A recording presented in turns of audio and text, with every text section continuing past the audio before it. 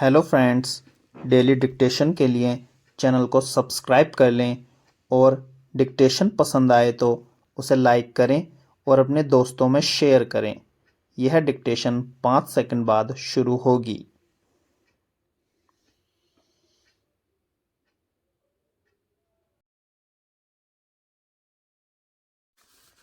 Start. अब यह हर वर्ष का सिलसिला सा बन गया है कि सर्दी शुरू होते ही दिल्ली की हवा खराब होने लगती है। लोगों का दम घुटने लगता है और फिर इससे निपटने में सरकार के हाथ पांव फूल जाते हैं।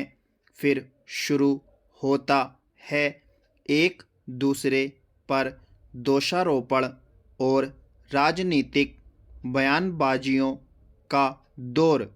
हालांकि हर वर्ष सर्वोच्च न्यायालय वायु प्रदूषण से निपटने का स्थायी बंदोबस्त करने का निर्देश देता है, मगर कुछ कागजी खानापूर्तियों और अव्यावहारिक उपायों के अलावा इसका व्यावहारिक समाधान अब तक नहीं तलाशा जा सका है।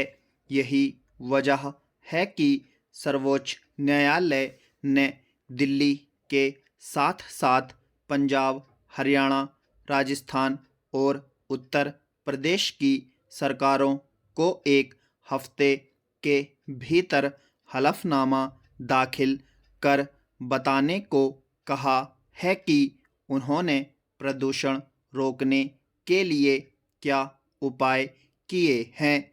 जब भी दिल्ली और आसपास के राज्यों में वायु प्रदूषण बढ़ने लगता है तो एक दूसरे पर दोष मढ़ने की कोशिशें तेज हो जाती हैं। दिल्ली सरकार का कहना होता है कि आसपास के राज्यों में पराली जलाने पर रोक नहीं लगाई जा पा रही, इसलिए दिल्ली की हवा में जहर घुल रहा है।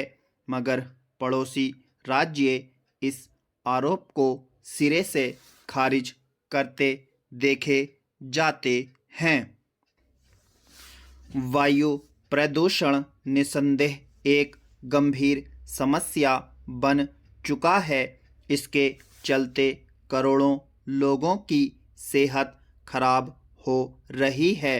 इसकी वजहें भी छिपी नहीं हैं, मगर इस पर काबू पाने के लिए कुछ तदर्थ उपाय ही किए जाते दिखते हैं। दिल्ली सरकार ने निजी वाहनों के लिए सम विषम नियम लागू किया। 1-2 जगह स्मॉग टावर खड़े किए। कुछ समय के लिए सड़कों के किनारे फव्वारे वाली मशीनें लगा दी जाती हैं।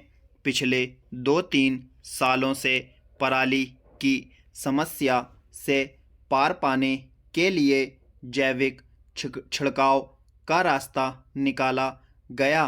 पराली जलाने वालों पर उपग्रह से निगरानी रखी जाने लगी और उनके खिलाफ दंडात्मक कार्रवाई होने लगी। इसके अलावा बाहरी राज्यों से आने वाले व्यावसायिक वाहनों के शहर में प्रवेश पर रोक लगा दी जाती है, मगर इसका भी कोई उल्लेखनीय नतीजा सामने नहीं आ सका है। हर साल वायु गुणवत्ता कुछ बिगड़ी हुई ही दर्ज होती है। जब स्थिति ज़्यादा खराब हो जाती है तो कुछ समय के लिए शिक्षण संस्थान बंद कर दिए जाते हैं। लोगों को घर से बाहर न निकलने की चेतावनी जारी की जाती है और फिर बारिश होने का इंतज़ार किया जाने लगता है कि गर्द बैठे और हवा साफ हो। दिल्ली में वायु प्रदूषण का सबसे बड़ा कारण वाहनों से निकलने वाला धुआं है। कई साल पहले डीजल से चलने वाली गाड़ियों पर रोक लगाने का सुझाव दिया गया था।